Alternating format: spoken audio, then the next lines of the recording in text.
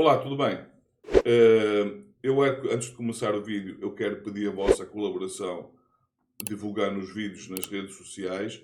Muitas pessoas têm-se manifestado de uma forma que me deixa bastante feliz, dizendo, pessoas que acabaram de entrar nos vídeos que não conheciam o canal e têm-se manifestado de forma bastante positiva, dizendo que gostam daquilo que aqui é dito, de forma que, para que mais pessoas esse vídeo seja o conhecimento de mais pessoas, é essencial a vossa colaboração divulgando os vídeos nas redes sociais e, no caso de ter entrado no canal e ter gostado do canal, considerem se inscrever, porque isto também contribui para o crescimento do canal.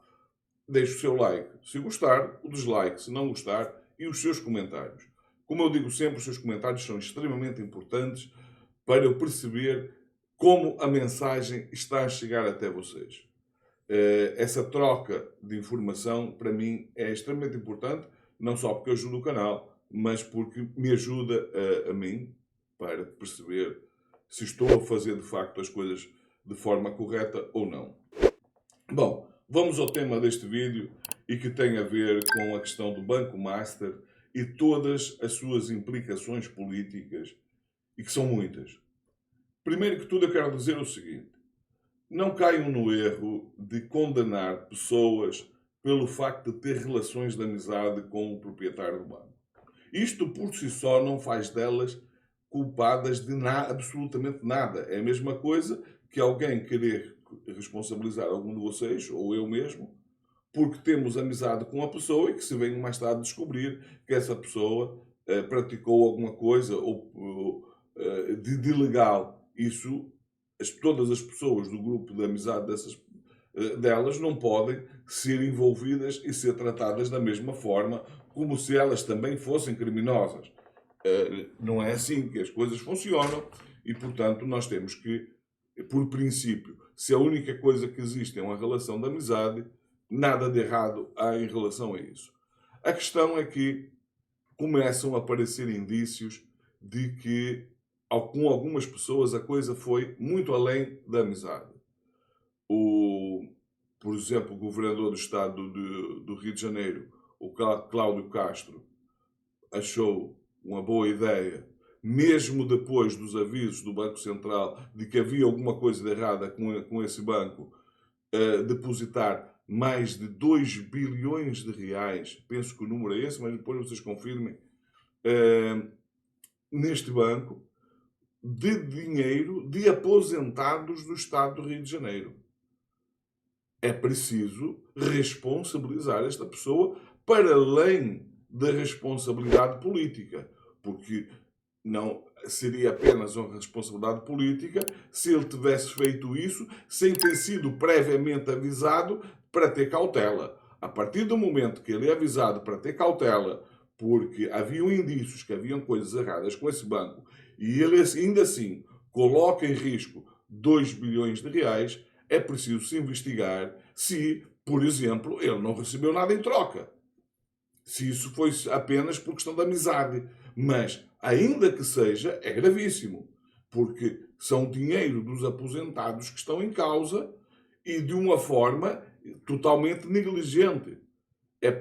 E esta pessoa, é preciso lembrar, que é o atual governador do estado do Rio de Janeiro e que se apresenta como candidato a senador da República. Eu pergunto às pessoas do Rio de Janeiro se elas continuam a achar uma boa ideia eleger como senador do seu estado uma pessoa que demonstra esse desrespeito com o dinheiro público. Se é esse tipo de político que elas querem ver no Senado, que elas querem ver a representá-las politicamente, só para depois criticar como se não tivessem responsabilidade nenhuma, como se não fossem elas que tivessem contribuído para a eleição dessas pessoas.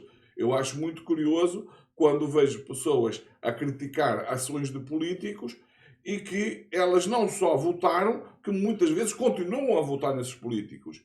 Eu, quando vejo que o Congresso tem um nível de aprovação de menos de 2 dígitos, que praticamente uma reprovação quase que absoluta, e, no entanto, não se vê nenhum indício de que a coisa vai mudar.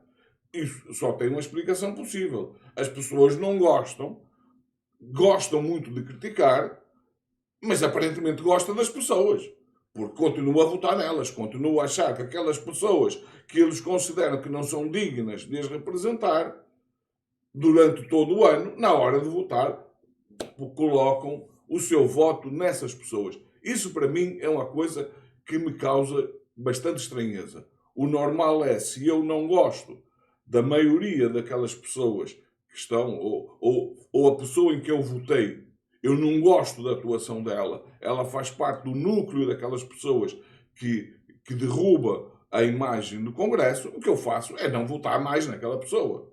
Mas aparentemente não é isso que acontece. Mas vamos retomar a questão do Banco Master. Há, evidentemente, em relação ao Cláudio Castro, indícios que são precisos ser investigados. E hoje, como nós sabemos que a Polícia Federal tem independência que não tinha durante o governo Bolsonaro, é preciso lembrar aquela frase do Bolsonaro de dizer que eu não vou esperar que ferrem, e nem foi essa palavra que ele usou, foi uma palavra muito mais forte, com os meus filhos, com a minha família.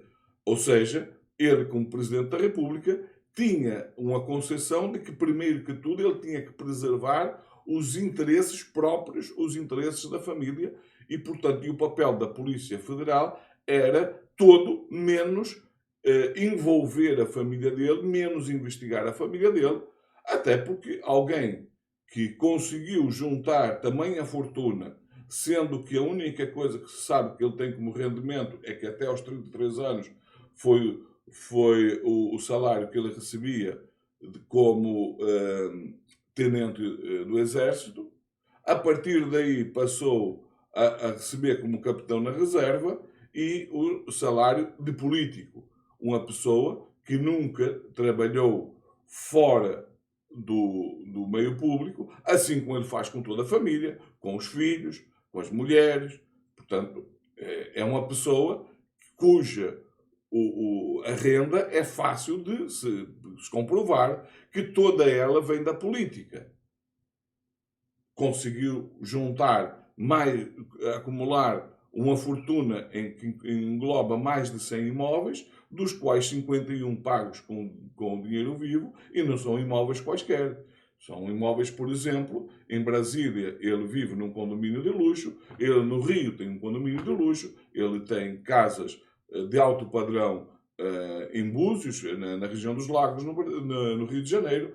Portanto, é uma pessoa que conseguiu acumular posses extremamente elevadas, tanto ele como os filhos, sem que se saiba a origem. Isto por si só deveria levar a uma profunda investigação para se apurar a origem desse dinheiro. Bom, então, esta pessoa, que é apontada por seus seguidores como exemplo de pessoa séria, tem este perfil e que é preciso nunca perder a noção de quem nós estamos falando, e neste caso é importante também que se chame a atenção, porque não fora o facto do Lula ser o atual presidente e dar à Polícia Federal todo o poder para fazer a investigação, com certeza este caso já estaria sendo abafado e a Polícia Federal, pura e simplesmente, não teria sequer investigado, porque mal chegasse ao conhecimento qualquer tipo de investigação feita por ela, o Bolsonaro trataria que ele disse isso, não sou eu que estou a dizer, sou ele que disse isso, ele disse que eu vou intervir sim, se for preciso até mudo o ministro, é pública essa declaração, e portanto ele teria intervido e não estaríamos a descobrir aquilo que estamos a descobrir hoje. É preciso então, uma das pessoas que tem que ser investigada é o governador do Estado do Rio de Janeiro, Cláudio Castro, mas é preciso também investigar o governador de Brasília, Ibanez Rocha, porque é muito estranho o facto do BRB, que é um banco do Distrito Federal, que está sob a alçada do governo do Distrito Federal, que é o Ibanez que coloca lá os seus presidentes, os seus diretores, é ele que os tira também, como fez agora, para evidentemente se livrar de qualquer tipo de responsabilidade, mas pelo menos responsabilidade política ele há de ter. Mas é preciso também, tal como no caso do Cláudio Castro, ir além, investigar até que ponto que é nessa relação escusa entre o BRB e o Banco Master, no qual é preciso lembrar, o BRB comprou mais de R$ 1 bilhão em títulos, nem era podres, era títulos falsos. Porque uma das formas que o Banco Master usou para se capitalizar, para conseguir pagar os juros que eles pagavam acima do mercado, era criando títulos de dívida ao banco falsas e conseguiu facilmente vender esses títulos ao BRB. É preciso investigar isso. É preciso saber quem foi que admitiu a compra desses títulos, se sabiam que os seus títulos eram falsos ou não. Se não sabiam, era grave, porque deveriam ter investigado qual o grau de estarem a comprar algo de valor real, porque, aliás eu falei 1 bilhão, não, foram mais 12 bilhões, acho que foi 12,2 bilhões de reais que foram comprados pelo BRB em títulos falsos. É preciso ter isso presente, títulos falsos. Mais uma vez, há indícios aí de que quem faz uma coisa dessas sem investigar é uma questão de incompetência. Mas é preciso ver se não foi mais do que isso. Se isso, não houve corrupção à volta disso. Depois, aí é que eu digo que é preciso ter um pouco mais de cautela, porque não se sabe, mas é preciso investigar-se também se aquilo que existia da relação do dono do Banco Master com vários políticos era relações meramente de amizade, mas sobretudo aqueles políticos que de uma forma mais ou menos sistemática traziam propostas que beneficiavam claramente o Banco Master, como por exemplo aquela de aumentar o plafond do Fundo Garantidor, que neste momento está em 250 mil reais, portanto, nem que você tenha 1 milhão, 2 bilhões, não interessa, a única coisa que tem garantido são 250 mil reais, e houve políticos que propuseram que esse plafond fosse aumentado. Até que ponto isso não foi lobby exercido pelo dono do Banco Master, porque ele tinha todo o interesse em que esse plafond fosse aumentado, evidentemente, mas é preciso investigar se a coisa foi para além do lobby, se foi uma questão que envolveu, mais uma vez, corrupção. E eu acredito que a Polícia Federal vai fazer esse trabalho. Mas também é possível, é importante, que se questione o próprio setor financeiro, o setor privado financeiro, que sempre se arroga de uma enorme competência, de que eles são a fina flor da gestão, que tudo o que é público trabalha mal, tudo o que é privado trabalha muito bem, e nós tivemos o caso, por exemplo, das americanas, temos agora o caso desse Banco Master e temos o caso do Fundo Garantidor, em que vai perder com esta brincadeira, entre aspas, mais de 42 bilhões de reais. É muito dinheiro. E esse dinheiro, felizmente, não é dinheiro público. É dinheiro do setor financeiro que criaram um fundo, foram obrigados a criar um fundo, que vai garantir o crédito dos correntistas de todas essas instituições até esse limite dos 250 mil reais. Portanto, aí algumas pessoas estão a falar em dinheiro público, não é verdade, não envolve dinheiro público nesse aspecto, porque depois existem as outras questões, como eu falei anteriormente, do Cláudio Castro e do Ibanez Rocha, é porque é preciso se investigar, porque aí já tem outro tipo de implicações. Portanto, é preciso começar-se por investigar esses políticos para ver até que ponto esse relacionamento não era um mero relacionamento de amizade, mas que ia para além disso. Se de alguma forma o dono do Master não estaria a comprar leis, digamos assim, aprovações de leis que vá ao encontro dos seus interesses. Uma coisa é um empresário que vai falar com um político e tenta-o convencer de que alguma coisa vai prejudicar não a empresa dele propriamente, mas o setor da empresa dele, em que é legítimo, porque se o político toma uma medida errada que impacta um setor da economia, é a economia com todo que se ressente.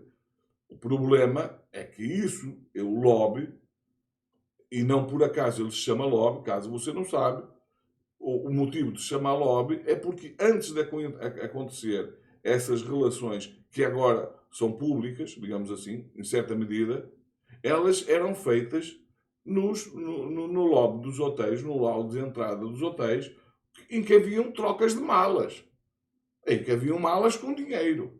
Portanto, a coisa do lobby nasce de algo evidentemente ilegal, nasce de algo que envolve claramente corrupção.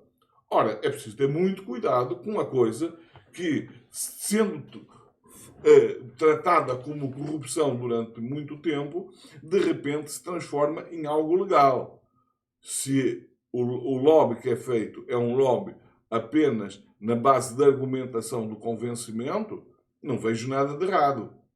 Agora, é muito mais fácil convencer uma pessoa com uma mala de dinheiro do que com as mãos vazias. É muito mais fácil você apertar a mão com um maço de dinheiro e convencer a pessoa a você fazer aquilo que quer, do que apertar as mãos com as mãos vazias. Nós sabemos que isso é assim. Não deveria ser, mas infelizmente isso funciona assim.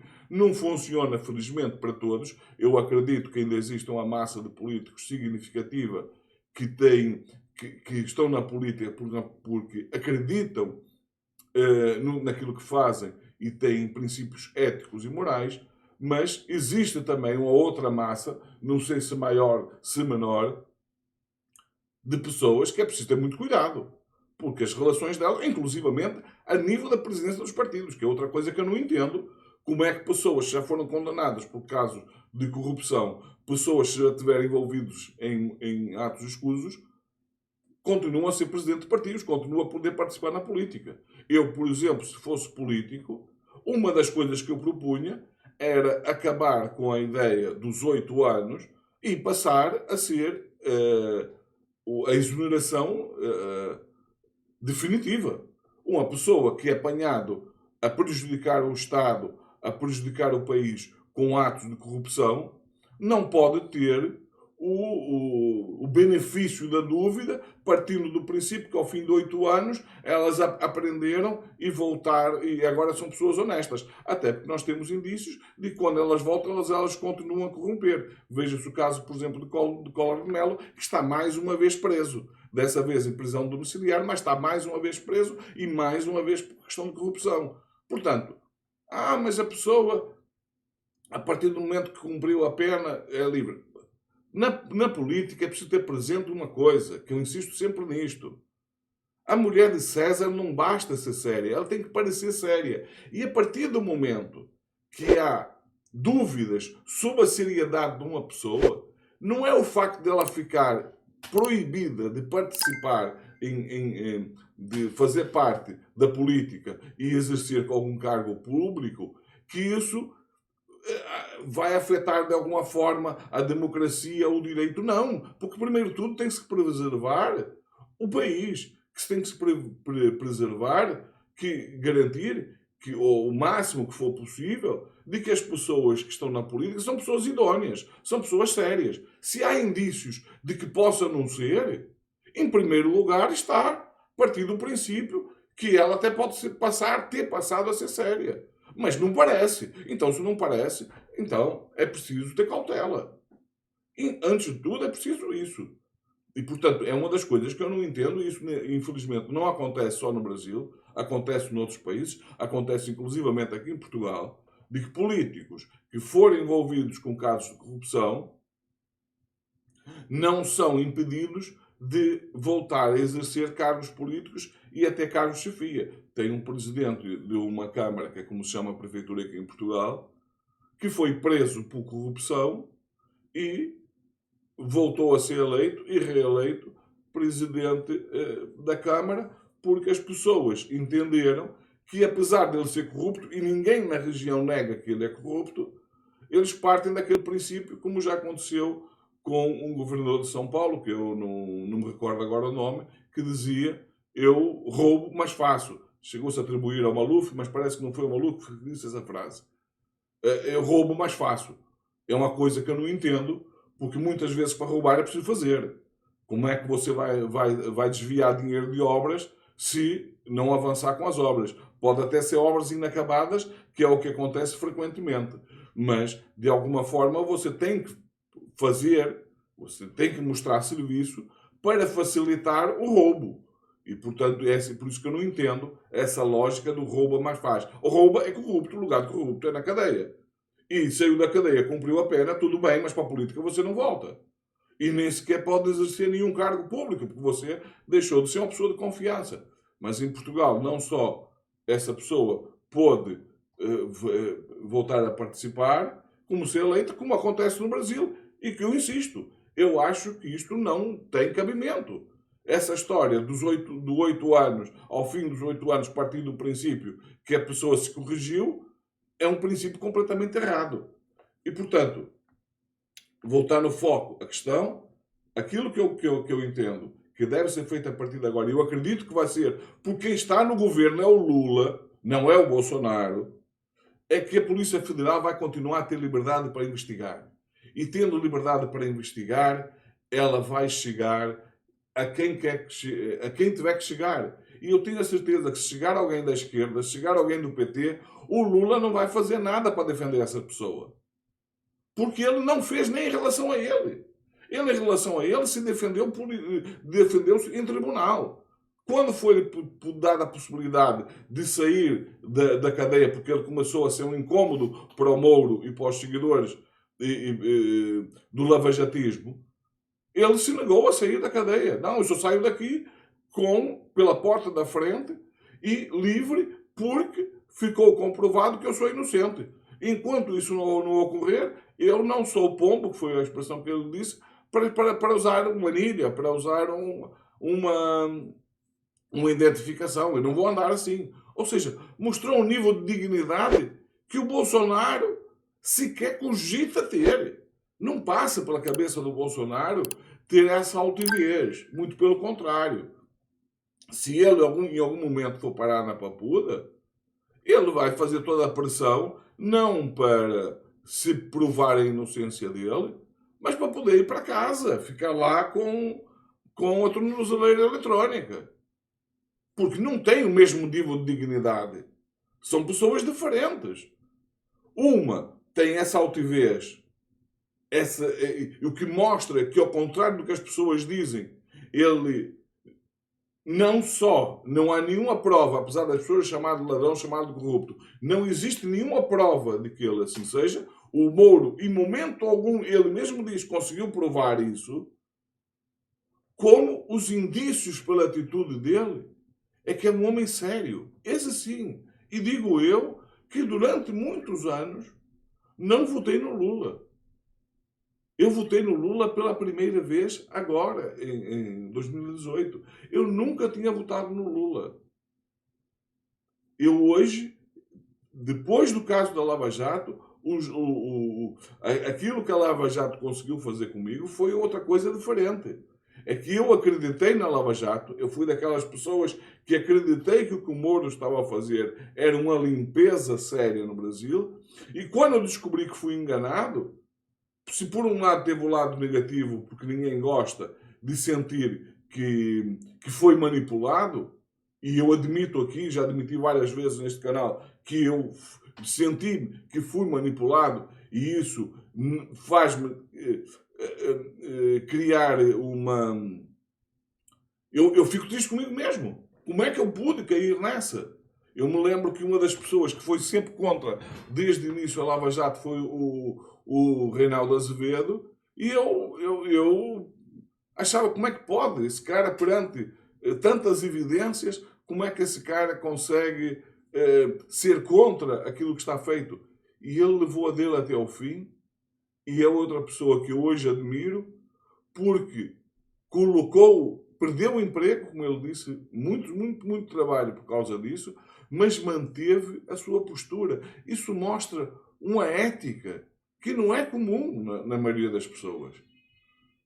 Então, eu tenho também hoje uma consideração muito grande pelo trabalho do Reinaldo Azevedo, e hoje eu não perco um programa dele, porque vejo que é uma pessoa que tem uma racionalidade, faz um discurso racional que me atrai, que eu gosto de ouvir, porque ele não se limita a dar a opinião dele. Ele tem uma argumentação forte e uma argumentação que é convincente, que ele demonstra que como é que o raciocínio dele é feito e demonstra que existe lógica naquele raciocínio. Você pode concordar, eu nem sempre concordo. É verdade que concordo a maioria das vezes, mas nem sempre concordo. Mas sempre reconheço que o raciocínio obedece a uma lógica, a uma racionalidade que frequentemente não acontece. E no caso do Centrão, o Centrão que é chamado Centrão, mas é extrema-direita, essa racionalidade não existe. As pessoas negam a evidência. As pessoas são capazes de pegar numa pedra e insistir que aquela pedra, mesmo pesando como uma pedra, tendo o aspecto de ser uma pedra, é um isopor. Enfim, é isto, é o perfil desse tipo de gente. Veja um caso que está a fazer agora o Derrite, em que ele fala claramente que ouviu muita gente, quando é público, é de conhecimento geral, que ele não, se ele ouviu alguém, foi apenas o Hugo Mota e o governador de São Paulo, o Tarcísio de Freitas. Foi as únicas pessoas que ele ouviu. Tanto que há declarações de que foi marcada uma reunião com ele e com membros do governo, que foi quem produziu o documento, foi quem produziu a PL, e ele, pura e simplesmente, se negou a participar da reunião. Ele não foi. Portanto, não ouviu ninguém. Mas afirma, fala como se tivesse feito uma coisa, porque essas pessoas não têm nenhuma espécie de pudor, elas não têm nenhum tipo de princípios, elas são capazes de mentir olhos nos olhos. E esse tipo de pessoas, eu tenho para esse tipo de pessoas um profundo desprezo. Como é que alguém é capaz de olhar nos olhos da pessoa, que ela sabe que aquela pessoa sabe que ela está mentindo, e mentir descaradamente, como faz o Derrite, como faz o Bolsonaro, como faz os filhos do Bolsonaro, como faz tanta gente ligada ao bolsonarismo. Eu não consigo entender, e a minha razão, uma das principais razões pelo profundo desprezo que eu tenho por esse tipo de pessoas, é por isso. É porque elas não têm um mínimo de dignidade, não têm um mínimo de ética, não têm um mínimo de princípios. Bom, ficam por aqui. O vídeo já ficou bastante longo. Eu sempre me estendo mais do que o meu objetivo. Fiquem bem. Vemos no próximo vídeo.